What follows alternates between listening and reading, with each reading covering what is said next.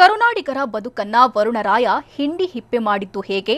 ರಕ್ಕಸ ಮಳೆ ಮೂವರನ್ನ ಬಲಿ ಪಡೆದಿರೋದು ಎಲ್ಲಿ? ಕರಾವಳಿ ಭಾಗದಲ್ಲಿ ಮಳೆ ಅಬ್ಬರಿಸಿ ಬೊಬ್ಬಿರುತ್ತಿರೋದು ಹೇಗೆ? ಇದೆಲ್ಲವನ್ನು ನೋಡೋಣ ವರುಣಾಘಾತ ನ್ಯೂಸ್ ಎಕ್ಸ್‌ಪ್ರೆಸ್‌ನಲ್ಲಿ.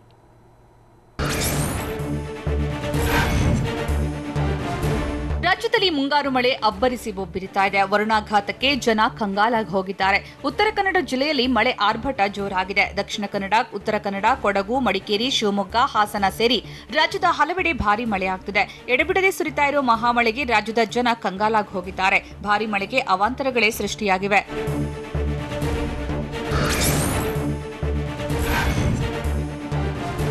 ದಕ್ಷಿಣ ಕನ್ನಡ ಜಿಲ್ಲೆಯಲ್ಲಿ ಸುರಿದ ಮಹಾಮಳೆಗೆ ಮೂವರು ಬಲಿಯಾಗಿದ್ದಾರೆ. ಬಂಟ್ವಾಳದ ಪಂಜಿಕಲ್ಲು ಎಂಬಲ್ಲಿ ಮನೆ ಮೇಲೆ ಗುಡ್ಡ ಕುಸಿದು ಮೂವರು ಸಾವನ್ನಪ್ಪಿದ್ದಾರೆ. ಕಾರ್ಲೋ ಎಂಬವರ ರಬ್ಬರ್ ತೋಟದ ಕೆಲಸ ಮಾಡಿಕೊಂಡಿದ್ದ ಉತ್ತರ ಕರ್ನಾಟಕ ಮೂಲದ ನಾಲ್ವರು ಅಲ್ಲೇ ಪ್ರತ್ಯೇಕ ಕೊಠಡಿಯಲ್ಲಿದ್ದರು. ಈ ವೇಳೆ ಗುಡ್ಡದ ಮಣ್ಣು ಕುಸಿದು ನಾಲ್ವರು ಮಣ್ಣಿನಡಿ ಸಿಕ್ಕಾಕೊಂಡಿದ್ರು. ಇನ್ನೋರ್ವನಿಗೆ ಗಂಭೀರವಾಗಿ ಗಾಯವಾಗಿದ್ದು ಆಸ್ಪತ್ರೆಯಲ್ಲಿ ಚಿಕಿತ್ಸೆ ನೀಡಲಾಗುತ್ತಿದೆ.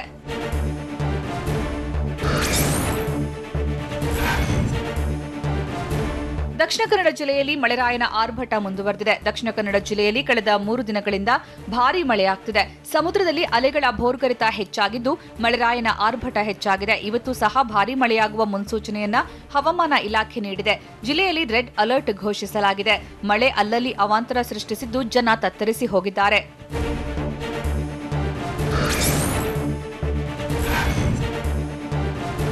ದಕ್ಷಿಣ ಕನ್ನಡ ಜಿಲ್ಲೆಯಲ್ಲಿ ಭಾರೀ ಮಳೆಯಾಗ್ತಿರೋದ್ರಿಂದ ಜಿಲ್ಲಾಡಳಿತ ಅಲರ್ಟ್ ಆಗಿದೆ. ಕಳೆದ 3 ದಿನಗಳಿಂದ ಆರೆಂಜ್ ಅಲರ್ಟ್ ಘೋಷಣೆ ಮಾಡಲಾಗಿತ್ತು. ಇದೀಗ ವರುಣಾಘಾತಕ್ಕೆ ರೆಡ್ ಅಲರ್ಟ್ ಇದೆ. ಭಾರೀ ಮಳೆಯಾಗುವ ಮುನ್ಸೂಚನೆ ಇದೆ. ಕಳೆದ 2 ದಿನದಿಂದ ಶಾಲಾ ಕಾಲೇಜುಗಳಿಗೆ ರಜೆ ನೀಡಿದ್ದು ಇಂದು ಕೂಡ ಜಿಲ್ಲೆಯ ಎಲ್ಲಾ ಶಾಲಾ ಕಾಲೇಜುಗಳಿಗೆ ರಜೆ ಘೋಷಿಸಲಾಗಿದೆ. ಜಿಲ್ಲಾಧಿಕಾರಿ ಡಾ ಕೆವಿ ರಾಜೇಂದ್ರ ರಜೆ ಘೋಷಿಸಿದ್ದಾರೆ.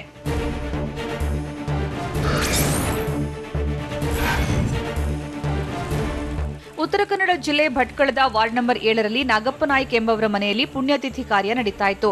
ಈ ವೇಳೆ ಮನೆಗೆ ಮಳೆ ನೀರು ನುಗ್ಗಿ ಅವಾಂತರವೇ ಸೃಷ್ಟಿಯಾಗಿತ್ತು. ಬೇರೆ ದಾರಿ ಇಲ್ಲದೆ ಮಳೆ ನೀರಿನ ಮಧ್ಯೆಯೇ ಕುಟುಂಬಸ್ಥರು ತಿಥಿ ಕಾರ್ಯ ನೆರವೇರಿಸಿದ್ದಾರೆ. ಮೇಘ ಸ್ಫೋಟಕ್ಕೆ ಉತ್ತರ ಕನ್ನಡ ಜಿಲ್ಲೆಯ ಜನ ಶಾಕ್ ಆಗಿದ್ದಾರೆ.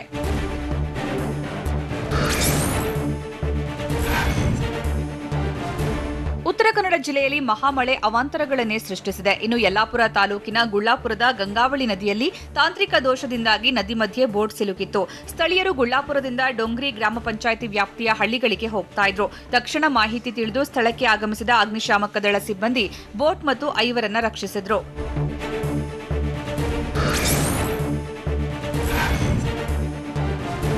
ಉತ್ತರ ಕನ್ನಡದಲ್ಲಿ ಕಡಲ್ಕೊರೆತ ಹೆಚ್ಚಾಗಿದೆ. ಬೀಚ್ಗಳಿಗೆ ಪ್ರವಾಸಿಗರು ಆಗಮಿಸುತ್ತಿದ್ದು ಜಿಲ್ಲಾ ಎಸ್ಪಿ ರೆಸಾರ್ಟ್ ಮಾಲೀಕರನ್ನ ಕರೆದು ಸಭೆ ನಡೆಸಿದ್ದಾರೆ. ಅಲೆಗಳ ಅಬ್ಬರದ ವೇಳೆ ಯಾವುದೇ ಕಾರಣಕ್ಕೂ ಪ್ರವಾಸಿಗರನ್ನ ಕಡಲಿನ ತೀರಕ್ಕೆ ಇಳಿಯುವಾಗ ಮುನ್ನೆಚ್ಚರಿಕೆ ವಹಿಸುವಂತೆ ಎಚ್ಚರಿಕೆ ನೀಡಿದ್ದಾರೆ. ಪ್ರವಾಸಿಗರಿಗೆ ಲೈಫ್ ಜಾಕೆಟ್ ಸೇರಿ ಅಗತ್ಯ ಮಾಹಿತಿಗಳನ್ನು ನೀಡುವಂತೆಯೂ ಸೂಚಿಸಿದ್ದಾರೆ.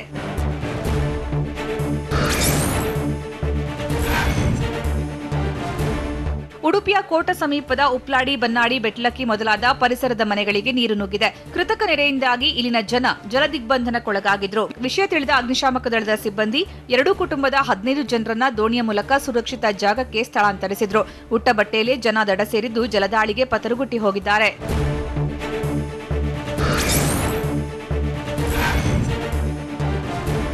ಉಡುಪಿ ಜಿಲ್ಲೆಯಾದ್ಯಂತ ಮಳೆರಾಯನ ಆರ್ಭಟ ಜೋರಾಗಿದೆ. ಇತ್ತ ನದಿಯಲ್ಲಿ ಹೂಳು ಎತ್ತದ ಪರಿಣಾಮ ಮಳೆಯಿಂದ ಸಾವಿರಾರು ಎಕರೆ ಕೃಷಿ ಭೂಮಿಗೆ ನೀರು ನುಗ್ಗಿದೆ. ಮಳೆಯಿಂದ ಅಂದಾಜು 11 ಲಕ್ಷ ರೂಪಾಯಿ ಮೌಲ್ಯದ ಹಾನಿ ಸಂಭವಿಸಿದ್ದು ನದಿ ಪಾತ್ರದ ಅನೇಕ ಪ್ರದೇಶಗಳು ನೆರೆ ನೀರಿನಿಂದ ಆವೃತವಾಗಿವೆ. ಇದರಿಂದ ಸ್ಥಳೀಯ ರೈತರು ಉಡುಪಿಯಲ್ಲಿ ಪ್ರತಿಭಟನೆ ನಡೆಸಿದ್ರು. ಕೂಡಲೇ ಹೂಳು ತೆಗೆಸದೇ ಇದ್ರೆ ಜುಲೈ 13ರಂದು ಉಗ್ರ ಹೋರಾಟದ ಎಚ್ಚರಿಕೆ ನೀಡಿದ್ರು.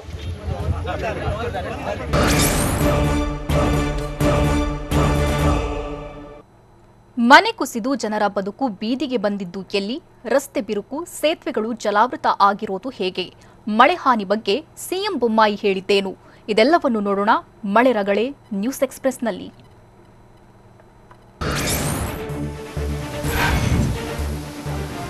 ಮಲೆನಾಡು ಶಿವಮೊಗ್ಗ ಜಿಲ್ಲೆಯಲ್ಲಿ ಮಳೆ ಆರ್ಭಟಿಸುತ್ತಿದೆ. ಶಿವಮೊಗ್ಗ ಜಿಲ್ಲೆ ತೀರ್ಥಹಳ್ಳಿ ತಾಲೂಕಿನಲ್ಲಿ ವರುಣ ಅವಾಂತರಗಳನ್ನೇ ಸೃಷ್ಟಿಸಿದ್ದಾನೆ. ಭಾರೀ ಮಳೆಯಿಂದ ಮನೆ ಕುಸಿದು ನೆರವು ಸಿಗದೆ ಕುಟುಂಬ ಪರದಾಡ್ತಿದೆ. ತೀರ್ಥಹಳ್ಳಿ ತಾಲೂಕಿನ ಎಂಗ್ಲಾದಿ ಗ್ರಾಮದಲ್ಲಿ ಮನೆ ಕುಸಿದಿದ್ದು ರಮೇಶ್ ಕುಟುಂಬ ನೆರವಿಗೆ ಪರದಾಡ್ತಿದೆ. ಮನೆ ಕುಸಿದಿದ್ದರೂ ಸಂತ್ರಸ್ತರಿಗೆ ಈವರೆಗೆ ಯಾವುದೇ ನೆರವು ಸಿಕ್ಕಿಲ್ವಂತೆ.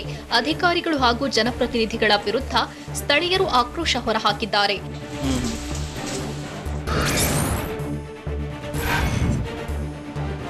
ಶಿವಮೊಗ್ಗದಲ್ಲಿ ಬಾನ ಸುನಾಮಿಗೆ ಜನರು ಕಂಗೆಟ್ಟು ಹೋಗಿದ್ದಾರೆ. ಭಾರಿ ಮಳೆಯಿಂದಾಗಿ ಶಿವಮೊಗ್ಗದಲ್ಲಿ ಮನೆಯ ಗೋಡೆ ಕುಸಿದಿದೆ. ಅಮೀರ್ ಅಹಮದ್ ಕಾಲೋನಿಯಲ್ಲಿ ಮನೆ ಗೋಡೆ ಕುಸಿತವಾಗಿದೆ. ಮುಬಿನಾ ಬಾನು ಎಂಬವರ ಮನೆಯ ಗೋಡೆ ಕುಸಿತವಾಗಿ ಬದುಕು ಬೀದಿಗೆ ಬಂದಿದೆ. ಮನೆ ಸಂಪೂರ್ಣ ಬೀಳುವ ಆತಂಕದಲ್ಲಿ ಕುಟುಂಬ ಕಾಲ ಕಳೆದಿದೆ. ಕೂಡಲೇ ಅಧಿಕಾರಿಗಳು, ಜನಪ್ರತಿನಿಧಿಗಳು ನೆರವಿಗೆ ಬರಬೇಕು ಅಂತ ಆಗ್ರಹಿಸಿದ್ದಾರೆ.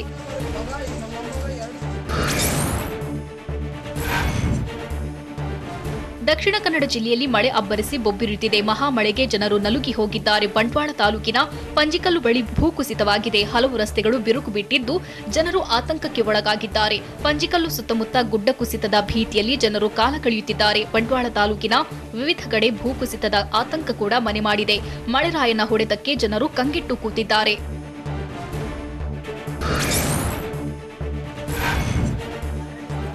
ಹಾಸನ ಜಿಲ್ಲೆಯಲ್ಲಿ ಕಳೆದ 4 ದಿನಗಳಿಂದ ಮಳೆ ಜೋರಾಗಿದೆ. ಭಾರಿ ಮಳೆಗೆ ನಿರ್ಮಾಣ ಹಂತದ ರಾಷ್ಟ್ರೀಯ ಹೆದ್ದಾರಿ ಕುಸಿದಿದೆ. ಬಾಳುಪೇಟೆ ಬಳಿ ರಾಷ್ಟ್ರೀಯ ಹೆದ್ದಾರಿ ಕುಸಿದಿದ್ದು ವಾಹನ ಸವಾರರು ಪರದಾಡುವಂತಹ ಪರಿಸ್ಥಿತಿ ನಿರ್ಮಾಣವಾಗಿದೆ. ಮಾರನಹಳ್ಳಿಯವರೆಗೆ ಚತುಷ್ಪಥ ರಸ್ತೆ ಕಾಮಗಾರಿ ನಡೆಯುತ್ತಿದೆ. ಮೊದಲ ಮಳೆಗೆ 100 ಮೀಟರ್ ರಸ್ತೆ ಕುಸಿದು ಹೋಗಿದೆ. ಹೀಗೆ ಮಳೆ ಮುಂದುವರಿದರೆ ರಸ್ತೆಯೇ ಕೊಚ್ಚಿ ಹೋಗುವ ಆತಂಕ ಎದುರಾಗಿದೆ. ರಸ್ತೆ ಕುಸಿದಿದ್ದರಿಂದ ಸ್ಥಳೀಯರು ಆಕ್ರೋಶ ಹೊರಹಾಕಿದ್ದಾರೆ.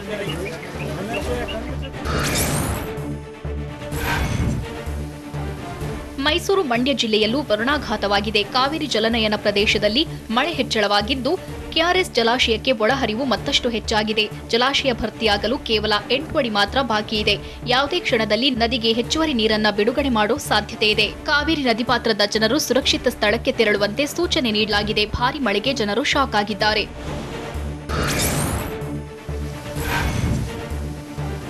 ಉತ್ತರ ಕನ್ನಡ ಜಿಲ್ಲೆಯಲ್ಲಿ ಮಳೆ ಅಬ್ಬರಿಸಿ ಬೊಬ್ಬಿರುತ್ತಿದೆ. ಗುಡ್ಡೆಬಾಳ ಬಳಿ ರಾಷ್ಟ್ರೀಯ ಹೆದ್ದಾರಿ 66ರಲ್ಲಿ ಗುಡ್ಡ ಕುಸಿತವಾಗಿದೆ. ಉತ್ತರ ಕನ್ನಡ ಜಿಲ್ಲೆಯ ಹೊನ್ನಾವರ ತಾಲೂಕಿನ ಗುಡ್ಡೆಬಾಳ ಗ್ರಾಮದಲ್ಲಿ ಜನರು ಆತಂಕದಲ್ಲೇ ಕಾಲ ಕಳೆಯುತ್ತಿದ್ದಾರೆ. ಸತತವಾಗಿ ಸುರಿಯುತ್ತಿರುವ ಮಳೆಯಿಂದ ಗುಡ್ಡ ಕುಸಿಯುತ್ತಿದ್ದು ಜನರು ಶಾಕ್ ಆಗಿದ್ದಾರೆ. ಹೆದ್ದಾರಿ ಮೇಲೆ ಗುಡ್ಡ ಕುಸಿದಿರುವುದರಿಂದ ಸಂಚಾರ ಕೂಡ ಅಸ್ತವ್ಯಸ್ತವಾಗಿದೆ. ಗ್ರಾಮ ಪಂಚಾಯಿತಿ ಸಿಬ್ಬಂದಿ ಮಣ್ಣು ತೆರವು ಕಾರ್ಯಾಚರಣೆ ಮಾಡಿದ್ರು. ಹೊನ್ನಾವರ ಪೊಲೀಸ್ ಠಾಣಾ ವ್ಯಾಪ್ತಿಯಲ್ಲಿ ಪ್ರಕರಣ ದಾಖಲಾಗಿದೆ.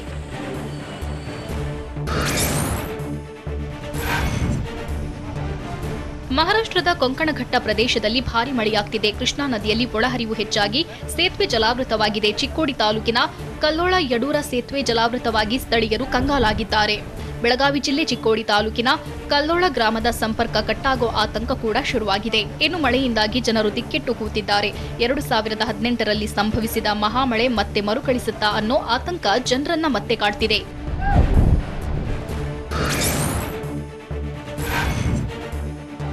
ದಕ್ಷಿಣ ಕನ್ನಡ ಜಿಲ್ಲೆಯಲ್ಲಿ ಮುಂಗಾರು ಆರ್ಭಟಕ್ಕೆ ಜನರು ಕಂಗಾಲಾಗಿದ್ದಾರೆ. ಬಂಟ್ವಾಳ ತಾಲೂಕಿನ ಪಂಜಿಕಲ್ಲು ಗ್ರಾಮದಲ್ಲಿ ಮನೆ ಮೇಲೆ ಗುಡ್ಡ ಕುಸಿದು 3 ಸಾವನ್ನಪ್ಪಿದ್ದಾರೆ. ಪಂಜಿಕಲ್ಲು ಗ್ರಾಮಕ್ಕೆ ಉಸ್ತುವಾರಿ ಸಚಿವ ಸುನೀಲ್ ಕುಮಾರ್ ಭೇಟಿ ನೀಡಿದ್ರು. ಬಂಟ್ವಾಳ ಶಾಸಕ ರಾಜೇಶ್ ನಾಯ್ಕ್ ಜೊತೆ ಸಚಿವ ಸುನೀಲ್ ಕುಮಾರ್ ಚರ್ಚೆ ನಡೆಸಿದ್ರು. ಮೃತರ ಕುಟುಂಬಕ್ಕೆ ಸರ್ಕಾರದಿಂದ ಪರಿಹಾರವನ್ನ ನೀಡೋ ಭರವಸೆಯನ್ನ ನೀಡಿದ್ರು.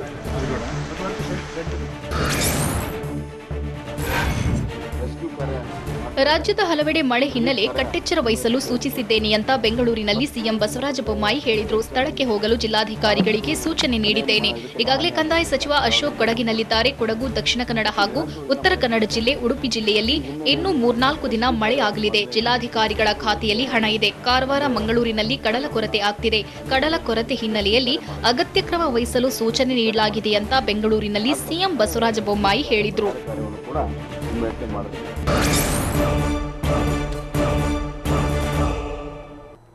ರಸ್ತೆಗೆ ಮರ ಬಿದ್ದು ಸಂಪರ್ಕ ಕಟ್ ಆಗಿರೋದು ಎಲ್ಲಿ? ಶಿವಮೊಗ್ಗ ಜಿಲ್ಲೆಯಲ್ಲಿ ಮಳೆ ಸೃಷ್ಟಿಸಿರೋ ಅವಾಂತರಗಳು ಏನೇನು?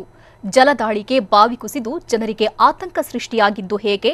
ಇದೆಲ್ಲವನ್ನು ನೋಡೋಣ ಮಳೆ ಆರ್ಭಟ ನ್ಯೂಸ್ ಎಕ್ಸ್‌ಪ್ರೆಸ್‌ನಲ್ಲಿ. ಕಾಫಿನಾಡು ಚಿಕ್ಕಮಗಳೂರು ಜಿಲ್ಲೆಯಲ್ಲಿ ವರುಣರಾಯನ ಆರ್ಭಟ ಜೋರಾಗಿದೆ. ಚಿಕ್ಕಮಗಳೂರು ಜಿಲ್ಲೆಯಲ್ಲಿ ಮೇಘಸ್ಫೋಟಕ್ಕೆ ಜನರು ಕಂಗಾಲಾಗಿದ್ದಾರೆ. ಬಾಳೆಹೊಳೆ ಬಳಿಯ ರಾಜ್ಯ ಹೆದ್ದಾರಿಯಲ್ಲಿ ಮರ ಉರುಳಿ ಬಿದ್ದಿದೆ. ಮಾಗುಣಿಯಿಂದ ಕಳಸಕ್ಕೆ ಸಂಪರ್ಕ ಕಲ್ಪಿಸುವ ಹೆದ್ದಾರಿ ಸಂಪರ್ಕ ಕಟ್ಟಾಗಿದೆ. ರಸ್ತೆಗೆ ಮರ ಬಿದ್ದಿರೋದ್ರಿಂದ ವಾಹನ ಸಂಚಾರ ಅಸ್ತವ್ಯಸ್ತವಾಗಿದೆ. ವಾಹನಗಳು ಸಾಲುಗಟ್ಟಿ ನಿಂತಿದ್ದು ಮುಂಗಾರು ಆರ್ಭಟಕ್ಕೆ ಜನರು ಕಂಗಾಲಾಗಿದ್ದಾರೆ.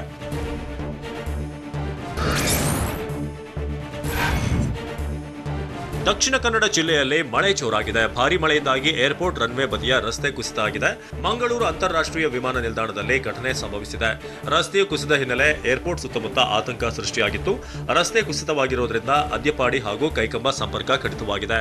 ಮುನ್ನೆಚ್ಚರಿಕೆ ಕ್ರಮವಾಗಿ ಜಿಲ್ಲಾಡಳಿತ ಅಲರ್ಟ್ ಘೋಷಿಸಿದೆ. ಬಿಟ್ಟು ಬಿಡದೆ ಮಳೆ ಸುರಿಯುತ್ತಿರುವುದರಿಂದ ಕರಾವಳಿ ಜಿಲ್ಲೆಯ ಜನರು ಆತಂಕಕ್ಕೀಡಾಗಿದ್ದಾರೆ.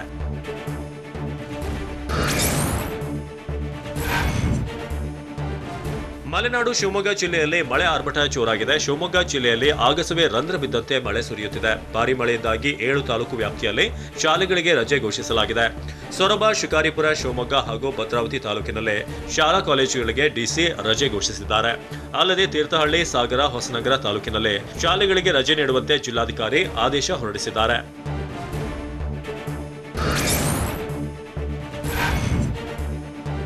ದಾವಣಗೆರೆ ಜಿಲ್ಲೆಯಲ್ಲಿ ಮಳೆರಾಯನ ಅಬ್ಬರ ಜೋರಾಗಿದೆ. ತುಂಗಭದ್ರಾ ನದಿಗೆ ಒಳಹರಿವು ಹೆಚ್ಚಾಗಿದ್ದು ನದಿ ಪಾತ್ರದ ಜನರಿಗೆ ಎಚ್ಚರಿಕೆಯನ್ನು ನೀಡಲಾಗಿದೆ. ದಾವಣಗೆರೆ ಜಿಲ್ಲೆ ಹೊನ್ನಾಳಿ ಮತ್ತು ಹರಿಹರ ತಾಲೂಕಿನ ನದಿ ಪಾತ್ರದ ಗ್ರಾಮಗಳು ಪ್ರವಾಹದ ಭೀತಿಯಲ್ಲಿ ಸಿಲುಕಿವೆ. ಮಲೆನಾಡಿನಲ್ಲಿ ಭಾರಿ ಮಳೆಯಾಗ್ತಿದ್ದು ತುಂಗಭದ್ರಾ ಡ್ಯಾಂನಿಂದ ನೀರು ರಿಲೀಸ್ ಮಾಡಲಾಗಿದೆ. ಮುಂಜಾಗ್ರತಾ ಕ್ರಮವಾಗಿ ಹರಿಹರದ ತುಂಗಭದ್ರಾ ಸೇತುವೆ ಬಳಿ ಪೊಲೀಸ್ ಕಾವಲು ನಿಯೋಜಿಸಲಾಗಿದೆ.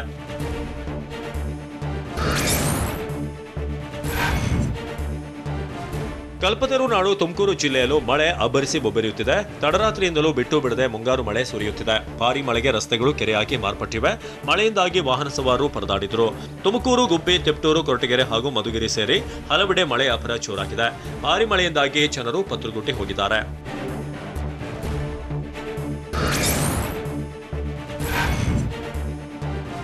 ದಕ್ಷಿಣ ಕನ್ನಡ ಜಿಲ್ಲೆ ಉಡುಪಿ ಸೇರಿ ಕರಾವಳಿ ಭಾಗದಲ್ಲಿ ನಿರಂತರ ಮಳೆಯಾಗುತ್ತಿದೆ. ಕರಾವಳಿ ಭಾಗದಲ್ಲಿ ಮಳೆ ಆಗ್ತಿರುವುದು ಹಾವೇರಿ ಜನರಿಗೆ ಬಿಸಿ ತಟ್ಟಿದೆ. ಹಾವೇರಿ ಜಿಲ್ಲೆ ಸವಣೂರು ತಾಲೂಕಿನ ಕಳಸೂರು ಗ್ರಾಮದಲ್ಲಿ ಬ್ರಿಡ್ಜ್ ಜಲಾವೃತವಾಗಿದೆ. ಕಳಸೂರು ಬಳಿ ಬ್ರಿಡ್ಜ್ ಕಮ್ ಬ್ಯಾರೇಜ್ ಸಂಪೂರ್ಣವಾಗಿ ಜಲಾವೃತವಾಗಿದ್ದು ಜನರಿಗೆ ಆತಂಕ ಶುರುವಾಗಿದೆ.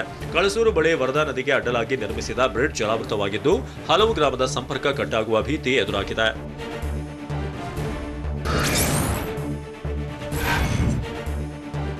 ಕೊಡಗು ಜಿಲ್ಲೆಯಲ್ಲೂ ವರುಣ ಅಬ್ಬರಿಸುತ್ತಿದ್ದಾನೆ. ಭೂಕಂಪನದ ಭೀತಿ ಜೊತೆಗೆ ಭಾರಿ ಮಳೆಯಾಗುತ್ತಿದ್ದರಿಂದ ಜನ ಶಾಕ್ ಆಗಿದ್ದಾರೆ. ಕೊಡಗು ಜಿಲ್ಲೆಯ ಪೊನ್ನಂಪೇಟೆ ತಾಲೂಕಿನ ಶ್ರೀಮಂಗಲ ಬಳಿಯ ಕುರ್ಚಿ ಗ್ರಾಮದಲ್ಲಿ ಬಾವಿ ಕುಸಿತಗೊಂಡಿದ್ದರಿಂದ ಬೃಹತ್ ಹೊಂಡ ಸೃಷ್ಟಿಯಾಗಿದ್ದು ಬಾವಿ ಪಕ್ಕದಲ್ಲೇ ಇದ್ದ ಕಾಳಯ್ಯ ಎನ್ನುವರ ಮನೆಗೆ ಹಾನಿಯಾಗಿದೆ. ಹೀಗಾಗಿ ಅಕ್ಕಪಕ್ಕದ ನಿವಾಸಿಗಳಲ್ಲಿ ಆತಂಕ ಮನೆ ಮಾಡಿದೆ.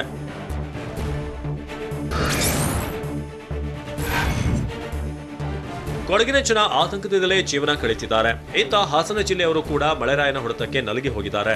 ಈ ನಡುವೆ ಅರಕಲಗೂಡು ತಾಲೂಕಿನ ದುಮ್ಮಿ ಗ್ರಾಮದಲ್ಲಿ ಮಳೆಯಿಂದಾಗಿ ಮನೆಗೋಡೆ ಕುಸಿತವಾಗಿದೆ. ಮನೆಗೋಡೆ ಕುಸಿದಿರುವುದರಿಂದಾಗಿ ಕಾಳಮ್ಮ ಎನ್ನುವವರು ಬೀದಿಗೆ ಬಿದ್ದಿದ್ದಾರೆ. ಅಲ್ಲದೆ ಸೂಕ್ತ ಪರಿಹಾರ ನೀಡುವಂತೆ ಕಾಳಮ್ಮ ಸರ್ಕಾರಕ್ಕೆ ಮನವಿ ಮಾಡ್ತಿದ್ದಾರೆ.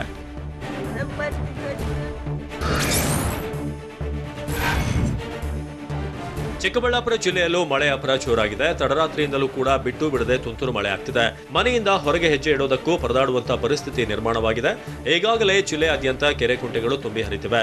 ಇದರ ಜೊತೆಗೆ ಮಳೆ ಅಬ್ಬರಿಸಿ ಬೊಬ್ಬರಿಯುತ್ತಿದೆ. ಭಾರಿ ಮಳೆಯಿಂದಾಗಿ ಇನ್ನೇನು ಅವಾಂತರ ಸೃಷ್ಟಿಯಾಗುತ್ತೋ ಅಂತ ಜನ ದಿಕ್ಕೆಟ್ಟು ಕೂತಿದ್ದಾರೆ.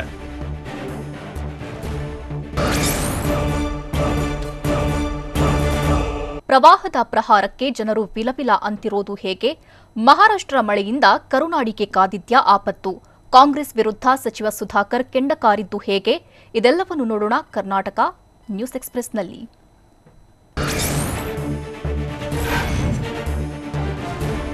ಉಡುಪಿ ಜಿಲ್ಲೆಯಲ್ಲೂ ಧಾರಾಕಾರ ಮಳೆಯಾಗ್ತಿದ್ದು ಪ್ರವಾಹದ ಸ್ಥಿತಿ ನಿರ್ಮಾಣವಾಗಿದೆ. ಜಿಲ್ಲೆಯ ಸೌಪರ್ಣಿಕಾ ನದಿ ತುಂಬಿ ಹರಿಯುತ್ತಿದ್ದು ನೆರೆ ಉಂಟಾಗುವ ಸಾಧ್ಯತೆ ಇದೆ. ಉಡುಪಿ ಜಿಲ್ಲೆ ಬೈಂದೂರು ತಾಲೂಕಿನ ನಾವಂದ ಗ್ರಾಮದ ಕೆಲವು ಮನೆಗಳು ಈಗಾಗಲೇ ಜಲಾವೃತವಾಗಿದೆ. ಬಂಟ್ವಾಡಿ ಬ್ರಿಡ್ಜ್ ಕಾಮಗಾರಿಯಿಂದ ಅವಾಂತರ ಸೃಷ್ಟಿಯಾಗಿದೆ ಎಂದು ಹೇಳಲಾಗುತ್ತಿದ್ದು ಜನರು ತೀವ್ರ ಆತಂಕಗೊಂಡಿದ್ದಾರೆ.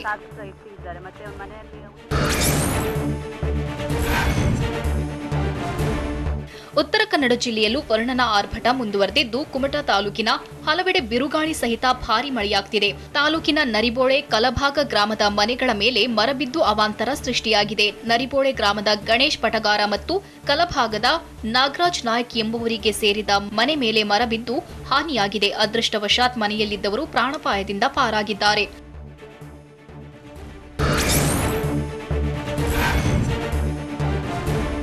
ಶಿವಮೊಗ್ಗ ನಗರದಲ್ಲಿ ಭಾರಿ ಮಳೆಯಿಂದ ಅವಾಂತರ ಸೃಷ್ಟಿಯಾಗಿದ್ದು ಅಮೀರ್ ಅಹಮದ್ ಕಾಲೋನಿಯಲ್ಲಿ ಮನೆಗೋಡೆ ಕುಸಿತು ಅವಘಡ ಸಂಭವಿಸಿದೆ.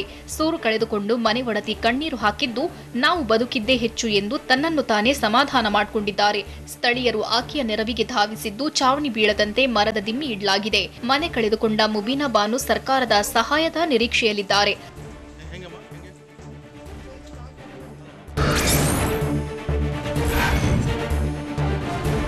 ಮಹಾರಾಷ್ಟ್ರದಲ್ಲಿ ಭಾರಿ ಮಳೆಯಾಗ್ತಿದ್ದು ಕರುನಾಡಿಗೆ ಕಂಟಕವಾಗುವ ಸಾಧ್ಯತೆ ಇದೆ. ಮಹಾರಾಷ್ಟ್ರದಲ್ಲಿ ಭಾರಿ ಮಳೆಯಾಗ್ತಿರುವ ಕಾರಣ ರಾಯಚೂರು ಜಿಲ್ಲೆ ಲಿಂಗಸ್ಕೂರಿನ ಬಸವಸಾಗರ ಡ್ಯಾಂ ಭರ್ತಿಯಾಗಲು ಇನ್ನು 1 ಮೀಟರ್ ಬಾಕಿ ಉಳಿದಿದೆ.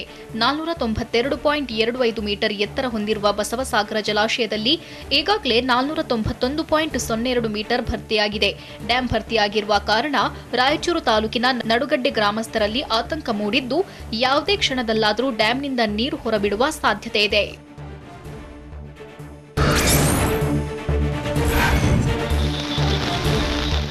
ಘಟ್ಟ ಪ್ರದೇಶ ಮತ್ತು ಕೊಂಕಣ ಭಾಗದಲ್ಲಿ ಭಾರಿ ಮಳೆಯಾಗ್ತಿರುವ ಕಾರಣ ಮಹಾರಾಷ್ಟ್ರದಲ್ಲಿ ರೆಡ್ ಅಲರ್ಟ್ ಘೋಷಣೆ ಮಾಡಲಾಗಿದೆ. ಮಹಾರಾಷ್ಟ್ರದಲ್ಲಿ ಭಾರಿ ಮಳೆ ಸುರಿಯುತ್ತಿರುವ ಕಾರಣ ಬೆಳಗಾವಿ ಜಿಲ್ಲೆಯಲ್ಲಿ ಮತ್ತೆ ಪ್ರವಾಹದ ಭೀತಿ ಶುರುವಾಗಿದ್ದು, ಜಿಲ್ಲೆಯ ನದಿಗಳು ಅಪಾಯದ ಮಟ್ಟ ಮೀರಿ ಹರಿಯುತ್ತಿವೆ. ಕೃಷ್ಣಾ ನದಿ ಸೇರುವ ಪಂಚಗಂಗಾ, ದೂದ್ಗಂಗಾ ನದಿಗಳು ಅಪಾಯದ ಮಟ್ಟಕ್ಕೆ ಬಂದು ನಿಂತಿವೆ. ಇನ್ನೊಂದು ವಾರ ಹೀಗೆ ಮಳೆ ಮುಂದುವರಿದರೆ ಕೃಷ್ಣಾ ನದಿ ಪಾತ್ರದ ಗ್ರಾಮಗಳಲ್ಲಿ ಪ್ರವಾಹ ಭೀತಿ ಸಾಧ್ಯತೆ ಇದೆ ಎಂದು ಹೇಳಲಾಗ್ತಿದೆ. ಇನ್ನು ನದಿ ತೀರಕ್ಕೆ ತೆರಳದೆ ಮುನ್ನೆಚ್ಚರಿಕೆ ವಹಿಸುವಂತೆ ಕೃಷ್ಣಾ ನದಿ ಪಾತ್ರದ ಜನರಿಗೆ ಜಿಲ್ಲಾಡಳಿತ ಸೂಚನೆ ನೀಡಿದೆ.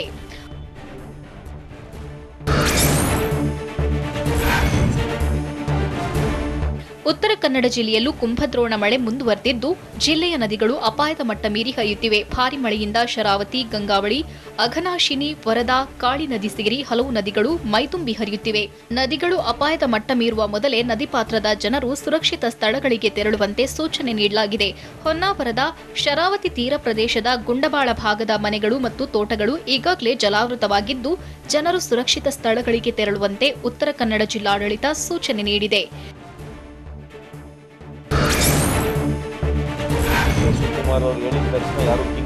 ಪಿಎಸ್ಐ ಹಗರಣದ ಕುರಿತು ಕಾಂಗ್ರೆಸ್ ಆರೋಪಕ್ಕೆ ಆರೋಗ್ಯ ಸಚಿವ ಸುಧಾಕರ್ ಖಡಕ್ ತಿರುಗೇಟು ಕೊಟ್ಟರು. ಸಿದ್ದರಾಮಯ್ಯ, ಡಿಕೆ ಶಿವಕುಮಾರ್ ವಿರುದ್ಧ ಸುಧಾಕರ್ ಗರಂ ಆದ್ರು. ಹಗರಣದಲ್ಲಿ ಹಿರಿಯ ಐಪಿಎಸ್ ಅಧಿಕಾರಿಯನ್ನೇ ಬಂಧಿಸಲಾಗಿದೆ. ಇಂತಹ ಕ್ರಮ ಹಿಂದಿನ ಸರ್ಕಾರದಲ್ಲಿ ನಡೆದಿದ್ಯಾ? ಕಾಂಗ್ರೆಸ್ಗೆ ಆಪಾದನೆ ಮಾಡಲು ಯಾವ ನೈತಿಕತೆ ಇಲ್ಲ. ಕಾಂಗ್ರೆಸ್ ಪಕ್ಷದವರು ಸಿಎಂರನ್ನ ಅಭಿನಂದನೆ ಮಾಡಬೇಕು. ಸಿಎಂ, ಗೃಹ ಸಚಿವರು ಯಾರನ್ನೂ ರಕ್ಷಣೆ ಮಾಡ್ತಿಲ್ಲ. ಬೇಕಾಬಿಟ್ಟಿ ಒಬ್ಬರ ಚಾರಿತ್ರ್ಯ ವಧೆ ಮಾಡುವುದು ಸರಿಯಲ್ಲ ಎಂದು ಬೆಂಗಳೂರಿನಲ್ಲಿ ಕಾಂಗ್ರೆಸ್ ವಿರುದ್ಧ ಡಾಕ್ಟರ್ ಸುಧಾಕರ್ ರೋಷಾವೇಶ ಹೊರಹಾಕಿದ್ರು. What evidence they have? ಏನ್ ಎವಿಡೆನ್ಸ್ ಇದೆ ರೀ? ವಿವಿಧ ಬೇಡಿಕೆಗಳನ್ನು ಈಡೇರಿಸುವಂತೆ ಆಗ್ರಹಿಸಿ ಆರೋಗ್ಯ ಇಲಾಖೆ ಗುತ್ತಿಗೆ ನೌಕರರು ಬೆಂಗಳೂರು ಚಲೋ ನಡೆಸಿದ್ರು. ಬೆಂಗಳೂರಿನ ಫ್ರೀಡಂ ಪಾರ್ಕ್ನಲ್ಲಿ ಬೃಹತ್ ಪ್ರತಿಭಟನೆ ಮಾಡಿದ್ರು. ಪ್ರತಿಭಟನಾ ಸ್ಥಳಕ್ಕೆ ಆರೋಗ್ಯ ಇಲಾಖೆ ಸಚಿವ ಕೆ ಸುಧಾಕರ್ ಭೇಟಿ ನೀಡಿ ಪ್ರತಿಭಟನಾ ನಿರತರನ್ನ ಮನವೊಲಿಸಿದ್ರು. ನಿಮಗೆ 100ಕ್ಕೆ 100ರಷ್ಟು ಸೇವಾ ಭದ್ರತೆಯನ್ನ ನೀಡ್ತೇವೆ. ಯಾರನ್ನು ಹಠಾತ್ ಕೆಲಸದಿಂದ ತೆಗೆಯಲು ನಾನು ಬಿಡೋದಿಲ್ಲ. ನಿಮ್ಮೆಲ್ಲರ ಬಗ್ಗೆ ಕಾಳಜಿ ವಹಿಸುತ್ತೇವೆ ಅಂತ ಸಚಿವ ಸುಧಾಕರ್ ಹೇಳಿದ್ರು. ನಿಮ್ಮ ಎಲ್ಲಾ ಬೇಡಿಕೆಗಳಿಗೂ ಆದಷ್ಟು ಬೇಗ ಸ್ಪಂದಿಸುತ್ತೇವೆ. ಪ್ರತಿಭಟನೆಯನ್ನ ಕೈಬಿಡುವಂತೆ ಆರೋಗ್ಯ ಸಚಿವ ಕೆ ಸುಧಾಕರ್ ಮನವಿ ಮಾಡಿದ್ರು. ಪ್ರಾಮಾಣಿಕ ಪ್ರಯತ್ನ ನಾವು ಮಾಡ್ತಾ ಇದ್ದೀವಿ. ಕಾಡು ಬಿಟ್ಟು ನಾಡಿಗೆ ಬಂದಿದ್ದ ಸುಮಾರು 12 ಅಡಿ ಉದ್ದದ ಕಾಳಿಂಗ ಸರ್ಪವನ್ನ ರಕ್ಷಣೆ ಮಾಡಿ ಕಾಡಿಗೆ ಬಿಡಲಾಯಿತು. ಉತ್ತರ ಕನ್ನಡ ಜಿಲ್ಲೆಯ ಕಾರವಾರ ತಾಲೂಕಿನ ಗೋಟಿಗಾಳಿ ಗ್ರಾಮದ ವಾಸು ಪಡ್ನೇಕರ್ ಎಂಬುವರ ಮನೆ ಕಾಂಪೌಂಡ್ನಲ್ಲಿ ಕಾಳಿಂಗ ಸರ್ಪ ಕಾಣಿಸಿಕೊಂಡಿತ್ತು. ಭಾರಿ ಗಾತ್ರದ ಕಾಳಿಂಗವನ್ನ ಕಂಡ ಸ್ಥಳೀಯರು ಭಯಭೀತರಾಗಿದ್ರು. ಕೂಡಲೇ ಅರಣ್ಯ ಸಿಬ್ಬಂದಿಗೆ ಮಾಹಿತಿ ನೀಡಿದ್ರು. ಸ್ಥಳಕ್ಕೆ ಬಂದ ಅರಣ್ಯ ಸಿಬ್ಬಂದಿ ಕಾಳಿಂಗವನ್ನ ರಕ್ಷಣೆ ಮಾಡಿ ಕಾಡಿಗೆ ಬಿಟ್ಟಿದ್ದಾರೆ.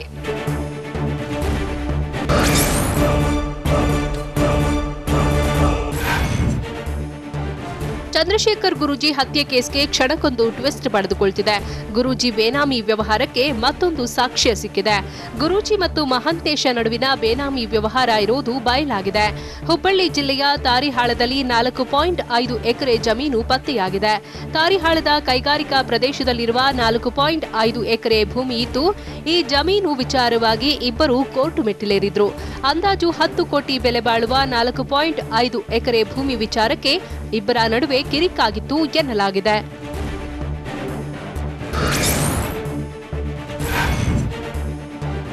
ಅಂದಾಜು 10 ಕೋಟಿ ಬೆಲೆ ಬಾಳುವ 4.5 ಎಕರೆ ಭೂಮಿಗಾಗಿ ಮಹಾಂತೇಶ ಕಾನೂನು ಅಸ್ತ್ರ ಪ್ರಯೋಗಿಸಿದ್ದಂತೆ. ಕಾನೂನು ಹೋರಾಟದಲ್ಲಿ ಮಹಾಂತೇಶನ ಪರವಾಗಿಯೇ ತೀರ್ಪು ಬಂದಿತ್ತು. ರೆವೆನ್ಯೂ ಕೋರ್ಟ್ನಲ್ಲಿ ಗುರೂಜಿ ಬೇನಾಮಿ ಆಸ್ತಿ ಮಹಾಂತೇಶನ ಪರವಾಗಿ ತೀರ್ಪು ಬಂದಿತ್ತು.